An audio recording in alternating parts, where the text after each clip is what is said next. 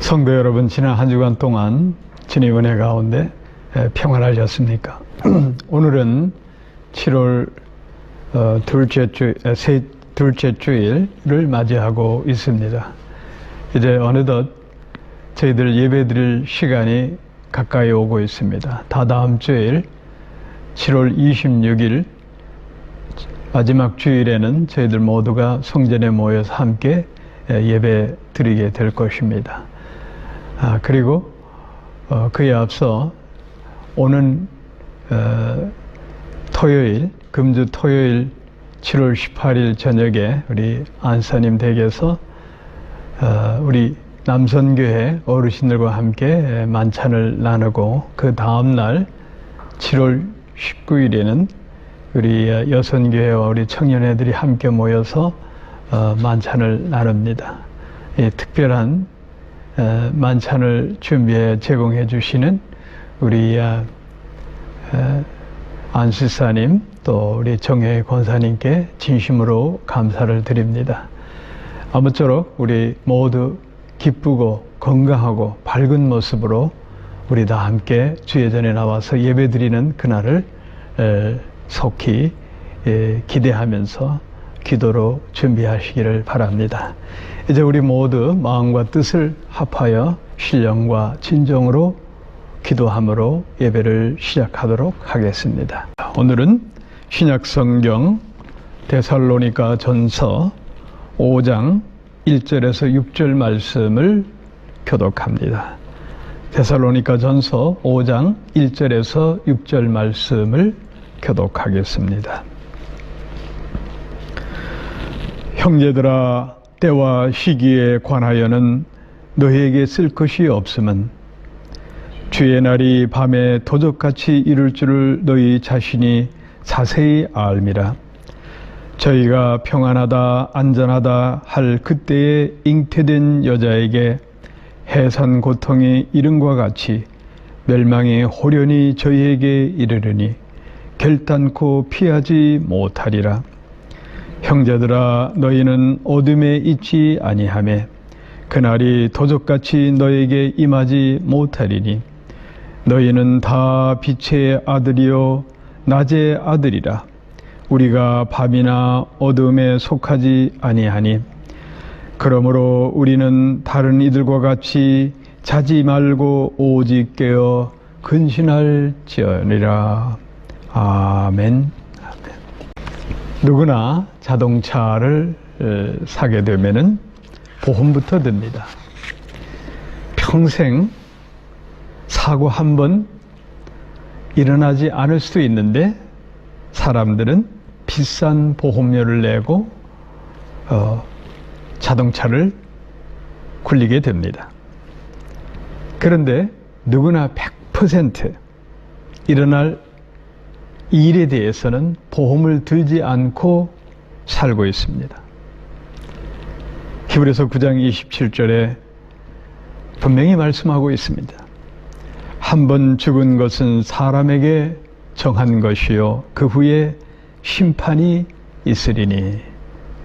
사람은 죽는다. 이 사건은 99% 확률이 아니고 100% 확률입니다. 그런데도 대부분의 사람들은 장래보험을 들지 않고 살고 있습니다. 이렇게 사돈 낱말하듯이 설교하는 저도 장래보험을 들지 않고 있습니다. 장래보험을 들지 않아도 될 또 다른 이유가 있습니다. 100% 주님께서 이 땅에 재림하십니다. 재림하시면 장래, 우리가 살아있는 동안에 주님 이 땅에 오시면 장래 보험료는 아무 의미가 없습니다. 사랑하는 성도 여러분, 우리는 분명히 알아야 됩니다.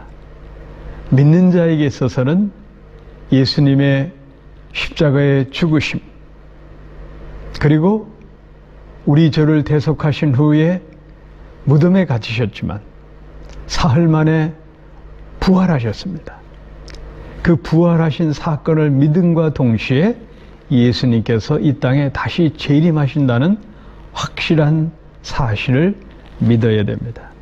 기독교의 4대 사상은 성육시 되신 예수님, 십자가의 우리 죄의 죽으심, 부활하신 예수님, 다시 이 땅에 오실 예수님, 이 네 가지 분명한 진리가 우리 기독교의 핵심입니다. 사랑하는 성도 여러분, 교회 생활이라는 것은 궁극적으로 우리가 예수님 재림하심과 더불어 우리 모두가 휴거해서 영원한 천국에 들어가는데 목표가 있는 겁니다. 그런데 예수를 믿으면서도 일부 사람들은 예수 믿는 것을 한 사회생활의 영역쯤 종교생활로 여기는 사람들이 있습니다. 아주 잘못된 사고입니다. 그래서 사람과의 만남, 또 교회를 통한 프로그램을 통해서 자기 나름대로의 세상 사람들이 얘기하는 마음의 평안, 그런 걸 얻기 위해서 교회에 나간다고 하는데, 그런 것은 우리가 성경적으로 볼 때에 아주 하잘 것 없는 것들입니다. 중요한 것은 우리가 사느냐 죽느냐, 천국 가느냐 지옥 심판을 받느냐, 이 중요한 기로에서 예수의 재림을 믿고 굳건한 신앙 가운데 거하는 믿음이 매우 중요합니다. 오늘 본문 데살로니가 5장 3절에서 사도 바울은 이렇게 말씀하고 있습니다. 저희가 평안하다 안전하다 할 그때에 잉태된 여자에게 해산의 고통이 이름과 같이 멸망이 호련히 저희에게 이르르니 결단코 피하지 못하리라. 여기서 저희는 믿음 없는 세상 사람들을 지칭합니다. 이들은 여러분, 세상 사람들이 가장 소망하는 게 뭔지 아십니까? 안정의 욕구입니다. 그저 편안하게 살 수 있는 것, 그게 인생의 행복으로 여깁니다. 여기서 안전하다, 헬라어 원어 성경에 보면 아스팔리아라는 말을 쓰는데, 이 뜻은 외부의 위협으로부터 안전함을 뜻하는 겁니다. 요즘처럼 코로나가 전 세계, 이 바이러스가 전 세계에 번지고 있어서 온 세상 사람들은 전염병에 대한 위협을 느끼고 있습니다. 안전하지 못하죠. 자, 그런데 우리 그리스도인들은 분명히 알아야 됩니다. 평안하다, 안전할 때에 주님께서 임하시는 겁니다. 이렇게 전 세계가 전염병에 흉흉해서 우리에게 하나님께서 경고 주실 때에 우리는 깨어서 정신을 차리고 근신할 이때임을 우리는 알아야 합니다. 주님께서 인자의 오심을 누가복음 17장 26절 30절에서 말씀하시는 이 재림에 관한 이 비유를 하실 때에 비유를 든 내용이 노아 홍수 때와 소돔 고모라의 심판 때를 들어서 말씀하셨습니다. 이때 보면은 노아가 방주를 짓는데 120년 세월이 흘렀습니다. 그리고 소돔과 고모라 성이 멸망하기 전에 아브라함에게 알려서 아브라함이 어떻게 하면 자기 조카 롯이 사는 소돔 성의 멸망을 막으려고 애를 썼습니다. 하나님은 예고하시고 또 하루아침에 심판하지 않으셨습니다. 때를 기다렸지만 사람들은 돌이키지 않습니다. 특별히 하나님을 믿지 않는 백성들은 하나님의 심판이 코밑에 올 때까지 전혀 무감각하게 평안하다, 안전하다, 세상 쾌락과 연락에 젖어서 살아가게 된다는 사실입니다. 여러분, 학교에서 시험을 칠 때에 예고 없이 선생님이 갑자기 시험을 치지 않습니다. 선생님은 학생들에게 시험 준비할 기간을 줍니다. 그동안 학생들이 열심히 시험 준비를 해서 노력한 만큼, 애쓴 만큼 성적을 거두도록 시험 날짜를 정해줍니다. 소돔과 고모라성 멸망도 하루아침에 멸망시킨 게 아닙니다. 하나님이 하늘의 사자를 보내서 경고합니다. 그러나 소돔성의 사람들은 전혀 준비하지 않고 회개할 생각을 하지 않았습니다. 그래서 하나님의 심판을 받게 됩니다. 하나님이 선택한 아브라함의 조카 롯도 구원받은 것을 보면 롯과 그의 가족들은 이제 유황불이 소돔성에 무섭게 쏟아지는 그 직전까지 소돔성의 화려한 생활을 버리지 못하고 산성으로 도망갈 생각을 하지 않습니다. 그러자 천사가 그들 가족의 손을 낚아채서 산으로 도망가도록 피신시킵니다. 그런데도 롯의 아내는 소돔성의 미련을 버리지 못해서 뒤돌아보고 소금 기둥이 되고 말았습니다. 여러분, 우리가 개구리를 뜨거운 물에 집어 던지면 이 개구리는 뜨거워서 펄쩍 점핑해서 밖으로 튀어나올 것입니다. 그런데 아주 미지근한 물에 개구리를 집어넣으면 개구리가 이 물이 뜨거운 것인 줄 모르고 유유하게 수영을 하다가 나중에 데어서 죽습니다. 영적 감각이 묻어지는 것, 이와 같은 겁니다. 하나님을 향해서 영적 감각이 묻어지기 시작하면은 이제 마음과 뜻이 완전히 마귀의 유혹 속으로 블랙홀처럼 빠져들어가게 되어 있습니다. 사랑하는 성도 여러분, 마귀의 최종적인 궁극적인 목표는 우리를 지옥불에 던지는 것입니다. 그 일을 위해서 마귀는 자지도 않고 쉼없이 우리를 공격합니다.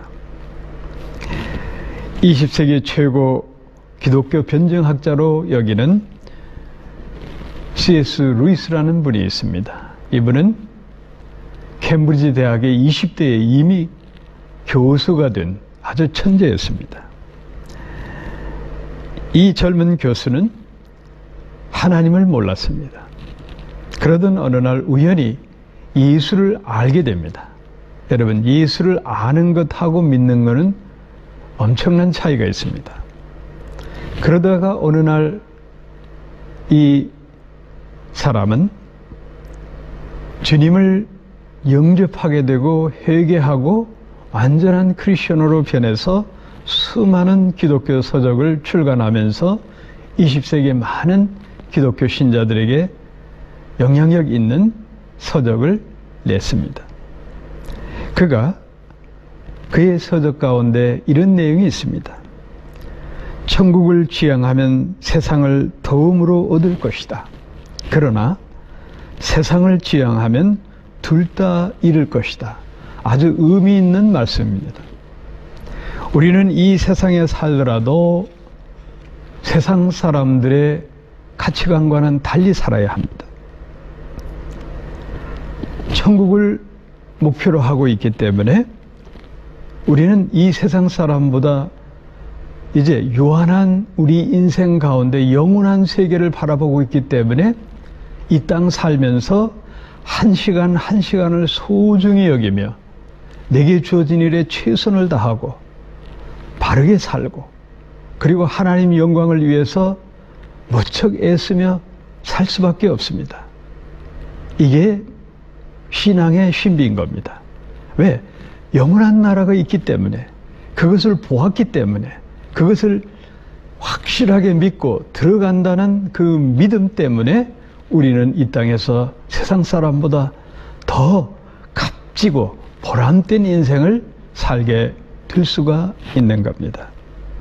이 예수의 재림을 굳게 믿으면 영적으로 깨어서 하루하루 살게 됩니다. 우리 주님은 도적같이 이 땅에 오십니다. 예고 없이 이 땅에 오십니다. 이제 징조는 보여주시지만 도적같이 오신다고 하셨습니다. 오늘 사도 바울이 도적같이 오신다는 주님을 데살로니가 성도들에게 말씀하셨지만 오늘 21세기를 살아가는 우리에게도 동일하게 경고해 주는 말씀입니다. 그리고 본문 데살로니가전서 5장 6절에서 사도 바울은 우리에게 분명한 말씀을 합니다. 오직 깨어 근신할지라. 이거 깨어라는 말은 이 의미를 깊이 우리가 묵상해 보면 예수님의 재림을 한시도 잊지 말라, 그런 뜻입니다. 근신하라. 헬라 원어의 말은 네포메닐인데 이 뜻은 술 취하지 말고 정신을 차리라는 뜻입니다.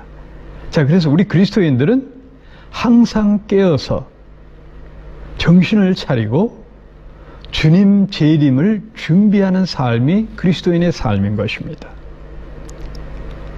그러기 위해서 누구보다도 스스로 절제하는 삶이 필요합니다. 사도 바울이 깨어 근신하라고 한 말씀은 불신자를 향해서 한 말씀이 아닙니다. 예수를 믿고 예수의 재림을 기다리는 사람들을 향해서 주시는 말씀입니다. 자지 말고 깨어 근신하라. 소극적인 믿음 생활을 요구하는 게 아닙니다. 우리가 예수 믿는 사람들은 예수의 재림을, 도적같이 오실 예수의 재림을 믿는 사람들은 적극적인 신앙 생활을 하라고 권면하는 사도의 바울의 말씀이 오늘 나의 신앙의 좌표가 되어야 됩니다. 우리 주위에 보면은 세상의 반쯤, 교회의 반쯤 걸치고 사는 사람들이 있습니다. 마치 사도 바울이 고별 설교를 할 때에 유두고라는 청년이 2층 르각에서 창틀에 앉아서 졸다가 하나님 말씀이 들어오지 않고 떨어져서 죽는 사건이 발견했습니다. 세상의 반쯤, 교회의 반쯤, 창틀에 놓인 유두고처럼 그렇게 신앙생활 하다가는 잘못하면은 이렇게 죽습니다. 영적으로 죽는다는 말씀입니다. 다행히 사도 바울이 유두고를 되살려내서 다행이지, 정말 우리가 경계하고 경계해야 될 것은 하나님을 믿고 예수의 부활을 믿고 예수의 재림을 믿는 사람들은 적극적으로 믿음 생활해야 됩니다. 그래야 영혼육이 강건해집니다. 사도 바울은 로마서 13장 11절에서 너희가 이 시기를 알거니와 자다가 깰 때라. 여러분, 요즘처럼 코로나 바이러스 사태가 전 세계를 돌고 전 세계 사람들이 경악하는 이 시기에 하나님의 섭리와 경고를 우리는 깨달아서 우리는 영적으로 깨어나 영적으로 잠자는 이들을 주님 교회로 인도해서 영원한 천국 백성으로 인도할 사명을 다해야 될 중요한 시점에 있습니다. 잠을 자는 것은 육신의 건강을 위해서 매우 필요합니다. 시편 127편 2절에 보면 하나님이 그 사랑하는 자에게 잠을 주신다고 하셨습니다. 그런데 이 말씀을 단순하게 수면력으로 생각하면 안 됩니다. 다윗과 같이 원수의 칼날 앞에 그 에워싸면서도 하나님을 의지해서 평안한 영혼의 안식을 얘기하는 것이지, 이게 단순히 수면욕을 하나님 주신다고 이해하면 안 됩니다. 여러분, 중요한 것은 우리는 육신의 수면은 취하더라도 영적으로는 항상 깨어 살아야 됩니다. 사사시대의 간사한 여자 드릴라는 삼손을 자기 무릎에 눕히고 잠을 재운 후에 삼손을 여러분 죽음의 길로 몰아넣었습니다. 이 어리석은 삼손은 깊은 잠에 빠져서 자기의 비밀인 머리카락을 잘리게 됩니다. 하나님의 신비한 힘이 사라집니다. 눈이 뽑히는 비참한 처지에 놓이게 됩니다. 여러분, 세상 연락과 여인의 연락에 빠졌던 삼손이 당하는 모습을 우리는 기억해야 됩니다. 영적으로 깊은 수면에 빠지면 수치를 당하고 우리가 멸망할 길로 가게 된다는 것입니다. 여러분, 요나를 보시기 바랍니다. 하나님께서 분명히 니느웨 성에 가서 복음을 전하라고 했는데도 이 요나는 이방 나라 그 무서운 나라에가 복음을 전하다 생명의 위협을 느끼고 정반대로 요바로 내려가 다시스로 가는 배를 타고 이제 휴 나는 살았다고 생각하고 배 밑창에서 곤히 잠에 빠졌을 때에 뱃사람들이 진로한 파도에 성난 것을 제물로 여기고 바다에 던짐을 받습니다.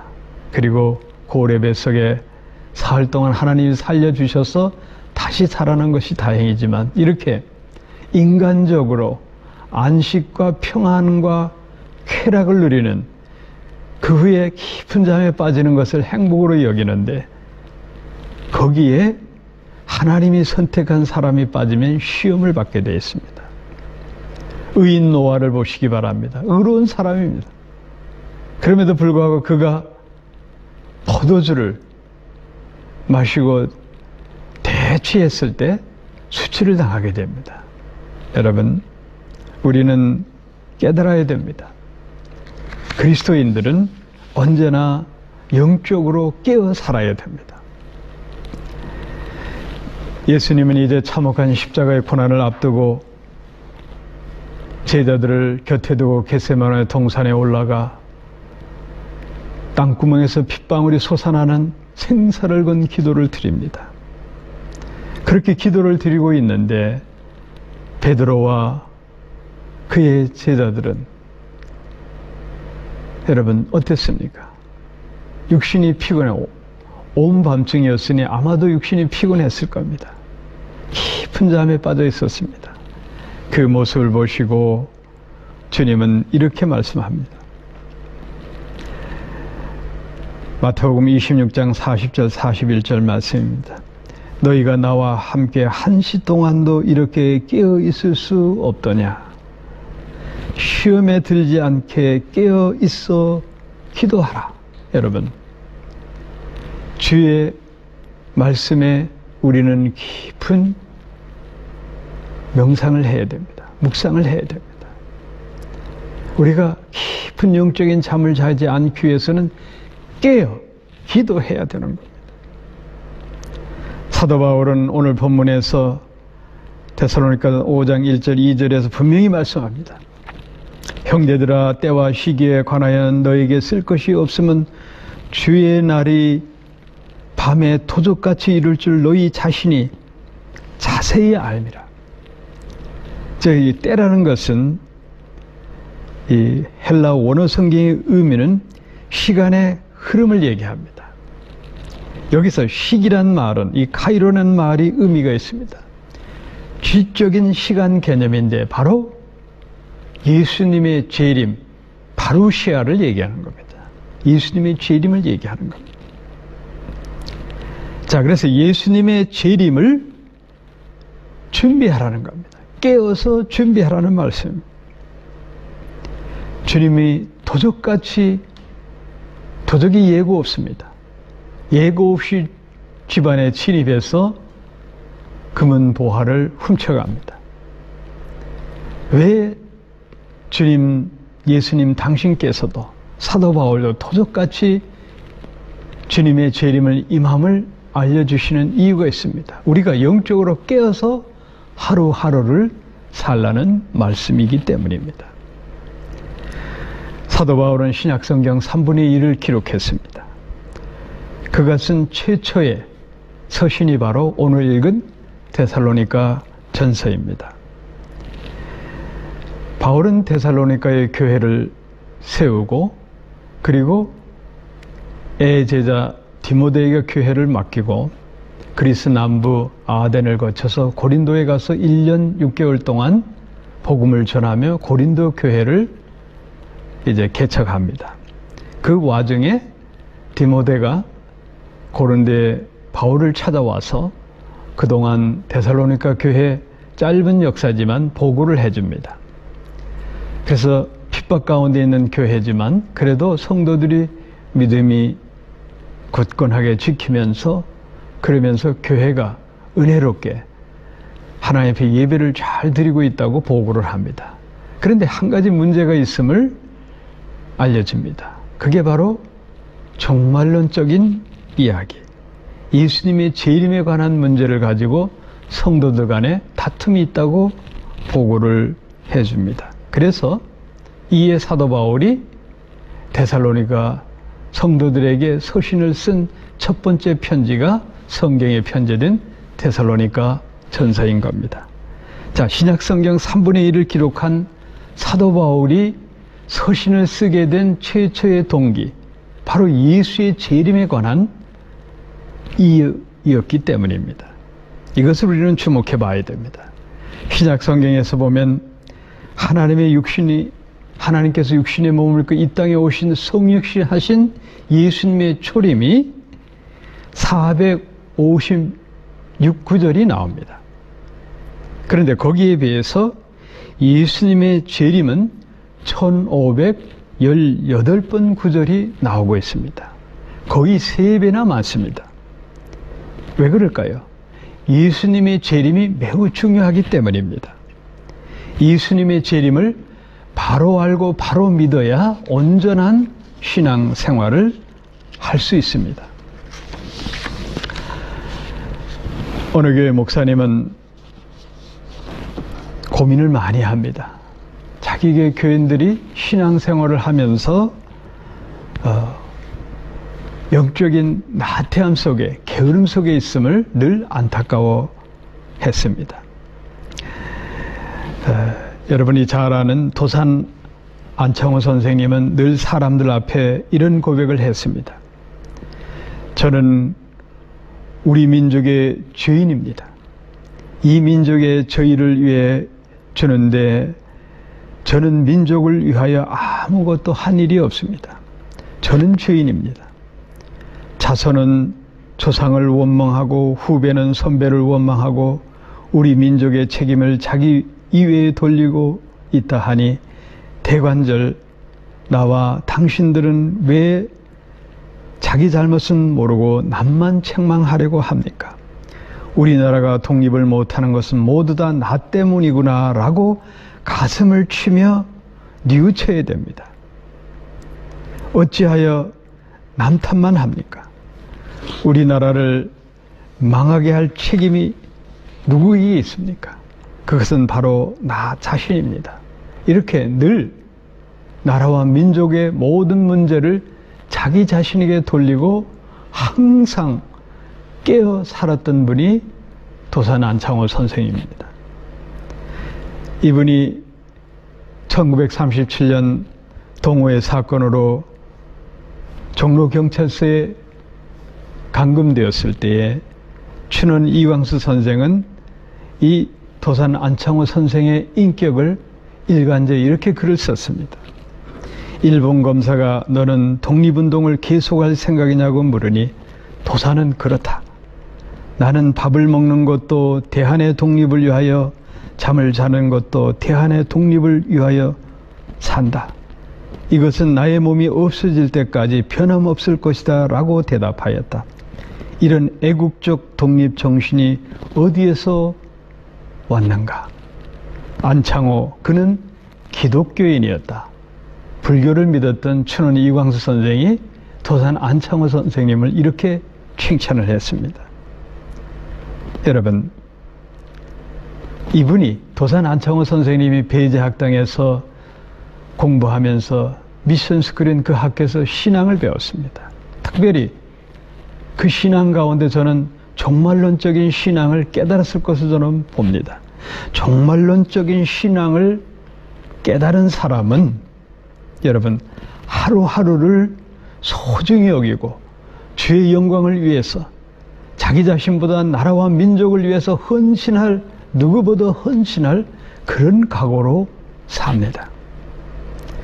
우리가 신약성경을 보면 유명한 하나님의 사람 두 인물이 나옵니다. 두 요한이 나옵니다.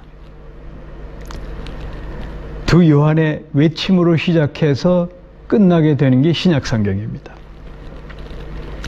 먼저 침례 요한이 광야에서 외칩니다. 회개하라, 천국이 가까이 왔노라. 너희는 주의 길을 예비하라고 선포합니다. 또 사도 요한은 주님의 마지막 말씀, 계시록 22장 30절 말씀, 내가 진실로 속히 오리라. 계시록을 기록하고 신약성경이 다 맞춰지게 되는 겁니다. 여러분, 예수님은 육신의 몸을 입고 이 땅에 오셔서 온 인류의 죄를 십자가 위에 대속하시고 그리고 죽음을 깨치고 부활하셨습니다. 그러나 신약성경의 맨 마지막의 결론은 그 부활하신 주님이 이 땅에 다시 오신다는 사건입니다. 이것이 기독교의 아주 중요한 믿음의 핵심입니다. 예수의 재림을 믿는 게 오늘 이 시대에 우리 그리스도인들이 깊이 소중하고 그 소중한 말씀을 생활화하는 것이 신앙생활의 핵심이 되어야 됩니다. 이단들은 보면은 여러분 이 재림에 대해서 자기들만이 전세낸 듯이 그렇게 아주 우스꽝스러운 그런 거짓, 아주 교훈 영색하는 말, 달콤한 말로 사람들을 미혹합니다. 왜 그런 줄 아세요? 예수를 믿으면서 예수의 재림을 확실하게 믿지 않는 사람들에게 아주 접근하기 쉽기 때문입니다. 우리가 예수를 믿으면 예수의 재림에 대해서 우리 심령 가운데 마음이 늘 항상 있습니다. 그런데 속 시원히 확실하게 이 예수의 재림을 신앙적으로 표현 못합니다. 그래서 이 마귀가 이단들을 통해서 바리새인처럼 종교적인 신앙생활을 하는 사람들을 포섭하려고 합니다. 이것을 경계해야 됩니다. 여러분, 우리는 분명히 알아야 됩니다. 마귀는 어떻게 하든지 예수의 재림을 잘못 믿게끔 또 믿지 않게끔 역사합니다. 왜?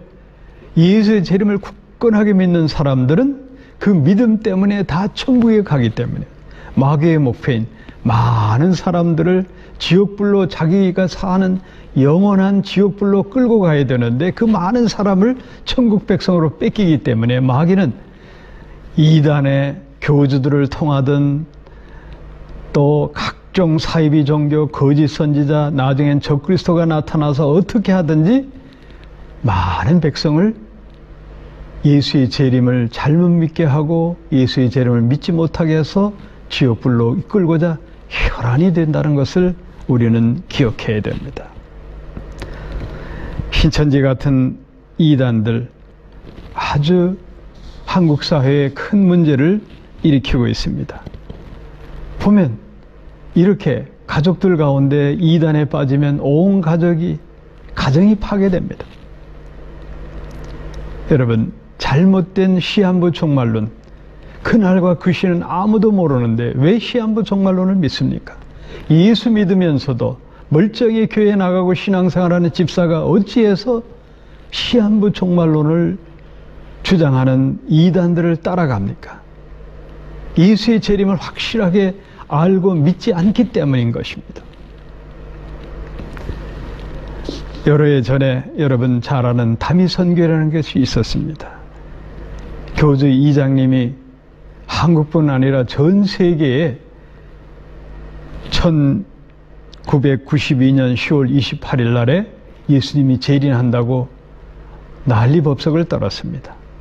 그래서 이 다미선교회 일파종의 한 무리들이 시드니에 와서 우리 교회에서 멀지 않은 글래스빌에 자기들 나름대로 교회를 차려놓고 그리고 벤차에다가 1992년 10월 28일 The End of the World 해가지고 온 시드니 전역을 돌아다녔습니다.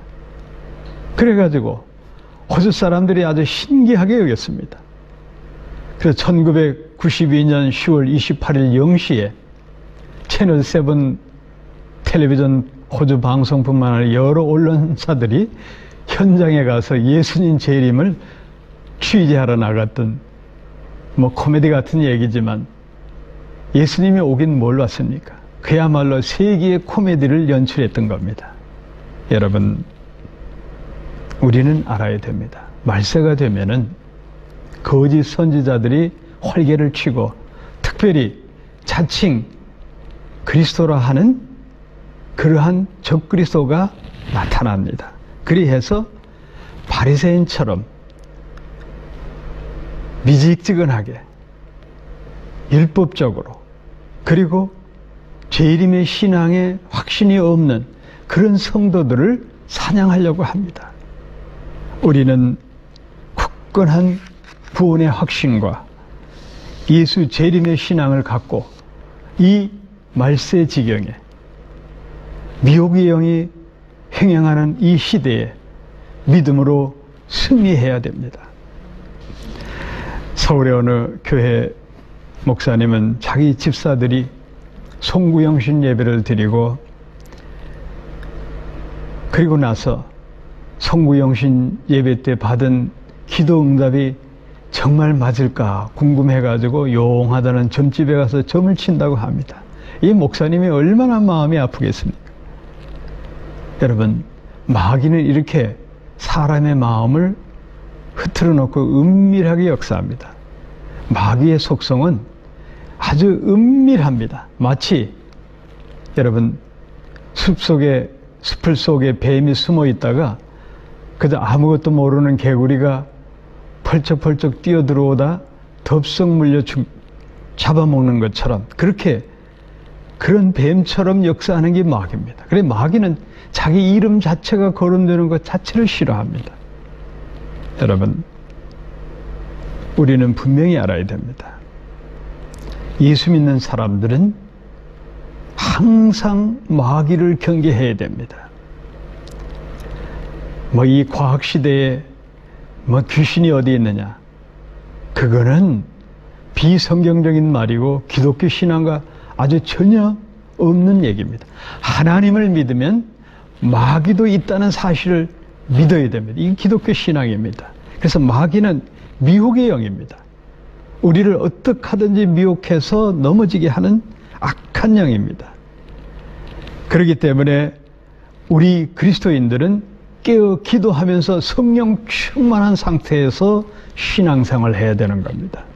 그리고 중요한 것은 예수의 재림을 믿고 예수를 부르십시오. 예수 구원, 예수 재림, 주 예수의 이름을 부르면 마귀는 한 길로 왔다 12길로 도망갑니다. 마귀는 예수의 이름만 들으면 벌벌 떱니다. 여러분, 우리가 영적으로 깨어 주 예수의 이름을 부르지 않으면 우리가 다른 말을 하게 되고 세상 말을 하게 되고 세상 것들을 듣게 되고 속에 있는 부정적인 인간의 속성과 절망적이고 그 다음에 분노와 여러 가지 악한 것들을 토해냅니다. 그래서 주님 말씀하신 대로 세상에 악해서 것들이 우리의 속으로 들어가는 것이 아니라 우리 속에서 악한 것들이 나갑니다. 그렇기 때문에 우리 심령이 예수로 충만해야 되고 성령의 능력을 힘입어서 우리 속에서 예수가 나가야 됩니다. 그리하면 악한 영들과 마귀가 혼비백산하고 도망가게 됩니다. 이 시간에도 주 예수의 이름을 불러서 악한 영들을 물리치기를 축원합니다. 어떤 통계에 의하면 공장에서 가장 사고가 많이 나는 시간이 아침 공장 일을 시작한 한두 시간 후에 일어난다고 합니다. 모두 아침에 눈을 뜨고 출근해서 공장에서 일을 하는데 아직도 잠에 덜 깨서 사고가 일어난다는 겁니다. 자, 여러분, 인간의 육신도 이렇습니다. 영적인 것은 더 말할 것도 없습니다. 영적으로 깨어 있어야 됩니다. 깨어 있다는 말은 다른 말로 하면 자기를 경계한다는 뜻입니다. 내 자신을 늘 경계하고 실족하지 않도록 자기를 돌아본다는 뜻입니다. 사랑하는 성도 여러분, 내 삶의 현주소가 어딘지를 여러분 봐야 됩니다. 우리는 영적으로 깨어 있는지 잠자고 있는지 내 자신을 돌아봐야 됩니다. 18세기 초 영국 왕실과 귀족 그리고 영국 국교 성공회 지도자들까지 부패해 있었습니다. 그로 인해서 영국민들은 사회 지도층을 믿지 않는 불안한 시대였습니다. 이때 프랑스는 명예혁명으로 왕권이 무너지고 나라가 완전히 바뀌었습니다. 그런 물결이 영국까지 오게 됩니다. 영국도 나라가 혼돈할 지경에 이르게 될 그런 위기에 있었습니다. 이때에 성령 충만함 받은 웨슬리 형제, 요한 웨슬리와 찰스 웨슬리, 그리고 조지 위필드 같은 목사들이 이제 영국을 청교도 혁명으로 그리고 영적 대각성으로 바꿉니다.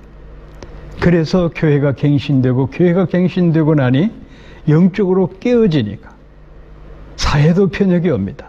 영국 왕실이 변하고 귀족들이 변하고 사회 지도층이 변해서 그래서 영국이 산업혁명을 주도하게 됩니다. 우리가 흔히 역사 시간에 영국의 계몽주의, 영어로 인라이트먼트, 이 계몽주의는 여러분 그저 사람을 계몽한다는 게 아니고 사실은 알고 보면 복음주의 운동에서 파생된 영국의 하나의 사상 운동이었던 겁니다. 여러분, 그로 인해서 영국이 영적으로 대각성하고 영적으로 깨어나서 교회가 변화되고 성도들이 변화되고 그리고 나니까 어떻게 됐습니까? 그야말로 빅토리아 여왕 시대에 영국은 해가 지지 않는 대영 제국이란 호칭을 얻게 되었던 것입니다. 사도 요한이 환상 가운데 새하늘과 새 땅을 봅니다. 그 새 예루살렘, 계시록 21장 2절 말씀을 보겠습니다. 내가 봄에 거룩한 성 새 예루살렘이 하나님께로부터 하늘에서 내려오니 그 예비한 것이 신부가 남편을 위하여 단장한 것 같더라. 여기서 새 예루살렘은 하나님의 도성 천국을 뜻합니다. 이 아름다운 도성을 주님께서 예비해 놓으시고 예수님께서 재림의 주로 이 땅에 오셔서 산자와 죽은 자를 심판해서 그 도성으로 예수님 재림과 함께 휴거해서 인도한다는 말씀인 겁니다. 계시록 22장 12절 13절을 우리는 주목해야 됩니다. 보라, 내가 속해 오리니 내가 줄 상이 내게 있어 각 사람에게 그의 일한 대로 갚아주리라. 나는 알파와 오메가요 처음과 나중이요 시작과 끝이라. 예수님은 분명히 심판의 주로 이 땅에 오십니다. 그리해서 많은 사람들을 영원한 천국 백성으로 만들어서 생명수 흐르는 그 생명수 강가에 계절마다 열리는 생명나무의 열매를 먹고 영생하도록 하는 게 하나님의 섭리입니다. 우리 하나님은 우리 인류를 심판하고 멸망시키고 그렇게 원하지 않습니다. 요한복음 3장 17절 말씀을 우리는 늘 기억해야 됩니다. 하나님이 그 아들을 세상에 보내신 것은 세상을 심판하려 하심이 아니요 그로 말미암아 세상이 구원을 받게 하려 하심이라. 우리 하나님은 우리를 심판하기 위해서 예수님이 이 땅에 제 이름으로 오시는 게 아닙니다. 우리를 사랑하시기 때문에 우리를 구원의 백성으로 만들어서 영원한 천국에서 영생하기 위해서 심판의 주로 오시는 겁니다. 하나님은 우리를 사랑하십니다. 우리를 사랑하시기 때문에 주님께서 이 땅에 오시는 겁니다. 그 사랑하시는 주님을 믿으시기를 축원합니다. 그래야 하기 때문에 우리는 늘 주님의 재림을 무섭고 떨리고 두려운 마음으로 우리는 그렇게 걱정하면서 기대하면 안 됩니다. 우리는 기쁜 마음으로 사도 요한이 고백한 대로 요한계시록 22장 20절 말씀. 아멘. 주 예수여 어서 오시옵소서. 주님 어서 오시옵소서. 사도 요한처럼 외치면서 주님 이 땅에 오심을 오늘도 내일도 준비해야 되는 겁니다. 이게 우리 기독교 신앙의 중심입니다. 사랑하는 성도 여러분, 이 땅에 재림의 주로 다시 오실 예수님을 맞이하기 위해서 우리는 영적으로 오직 깨어 있으면 됩니다. 그리하면 여러분 모두 영원한 천국에 들어가는 영생의 축복을 누릴 것입니다. 아멘. 이제는 우리 주님 예수 그리스도의 크신 은혜와 성부 하나님의 그 놀라우신 사랑하심과 넘치는 축복하심이 성령님의 내주 감화 감동 충만하심이 머리 숙인 주님의 귀한 권속들 위에, 저들 가정 위에, 우리 맥쿼리 한인 교회 위에 이제부터 영원토록 함께 있을지어다. 아멘.